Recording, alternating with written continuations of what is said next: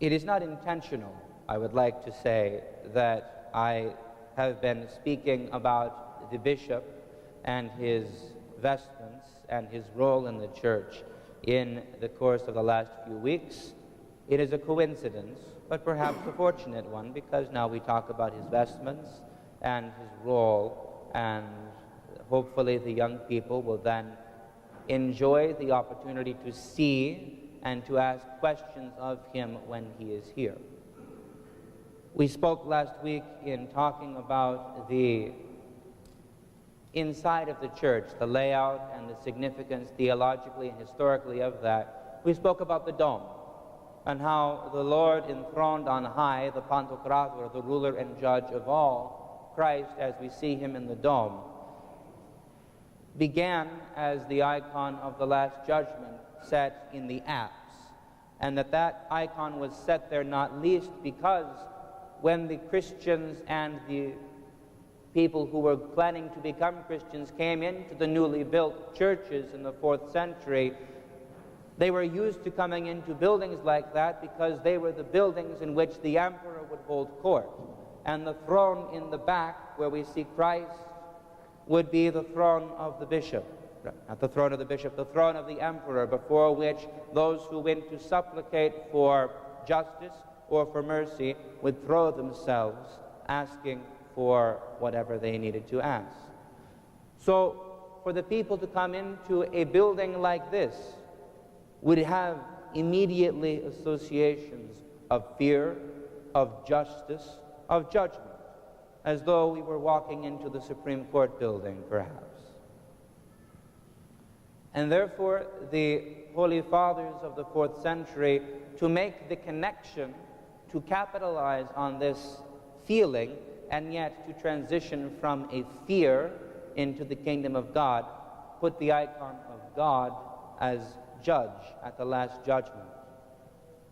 And then over time, as we said, that icon became simplified to the Pantocrator and moved to the dome, and the Panagia grew more significant to secure the theology of the Lord's incarnation, because if the Lord is sitting on the lap of his mother as a child and as God, then truly God has become man, and the picture is worth 1,000 words. We've said all this before.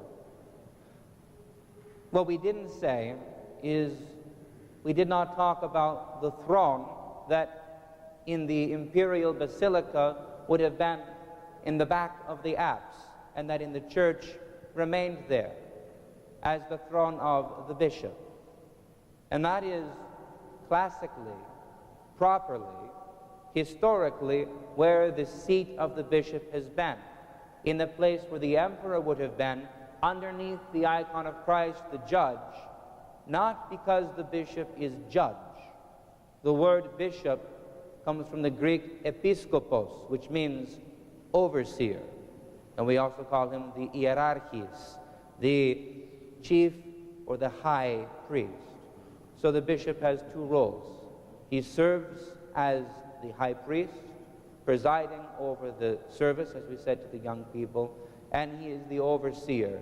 He maintains discipline and oversight and pastoral care as the chief shepherd of the flock of Christ, which is to say, the church. So the throne of the bishop is not a throne of power, is not a throne of judgment. It is a throne, a chair of teaching. And these were the two meanings of a big chair in the ancient world. It was either set up for judgment, or it was set up for the teacher, who would give wisdom and guidance to those who came to learn. And therefore the bishop has a throne, and he has from ancient times had a throne or a chair which signifies his responsibility as pastor, as shepherd, and his teaching responsibility.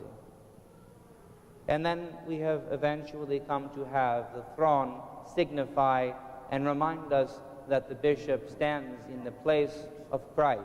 He is the image, the living icon of the Lord for us. What happened, however, because it is a good question, why do we have two bishops' thrones? And so far as I can tell from the history, the simple answer is because when the iconostasis grew higher, the people couldn't see the bishop's throne back there anymore. And what good is a bishop that you can't see? Now, there's some irony there, because sometimes we don't like the bishop. Sometimes we say, may God keep and bless the bishop far away from us. But, you're laughing, Antigone, you like that. But if we are to fulfill the call of Christ on the church, if we are to become what we are supposed to be, then we must be in a relationship with the bishop. He has a role of oversight and of headship and of leadership over us, over all of us, me, the priest, and all of us together, the people. And therefore, it is good that we can see him and that he can see us, and that we are reminded of what his responsibility is, which is why we have Christ there, and that he is reminded of what his responsibility is, which is why we have Christ there. If you ever see a bishop go up to the throne, watch.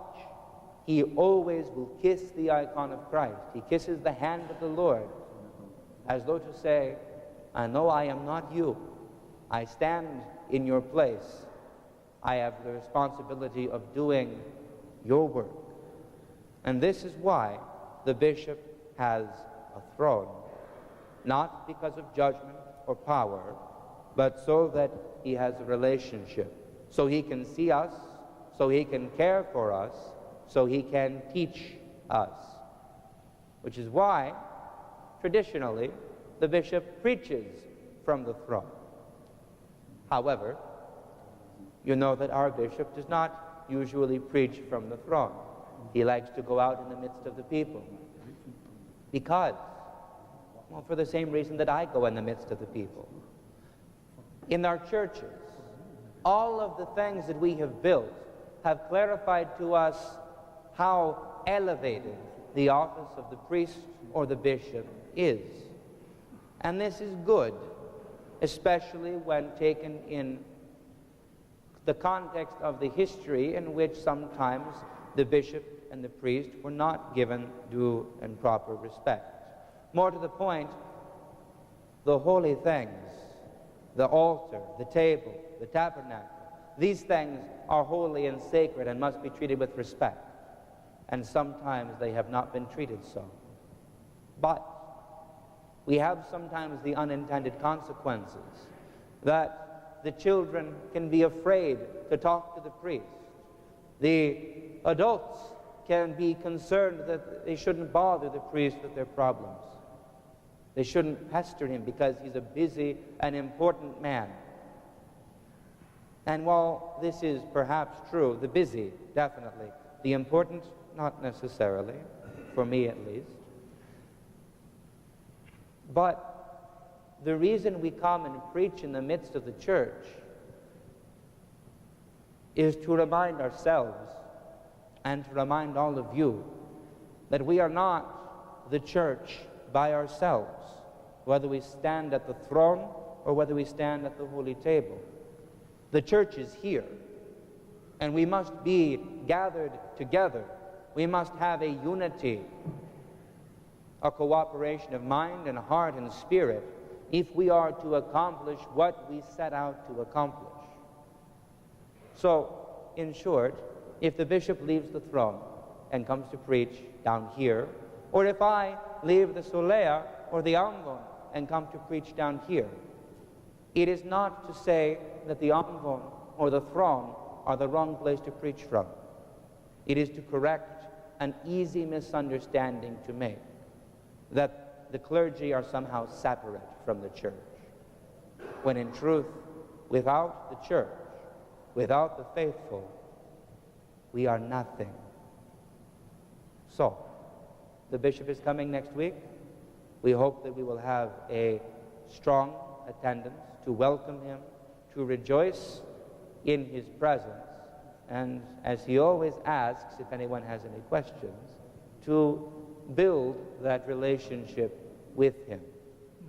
Because if he does not know where we are, what our problems are, what our needs are, then he cannot do the task that the Lord has given him to do, to be the chief shepherd and the high priest and the overseer of the church.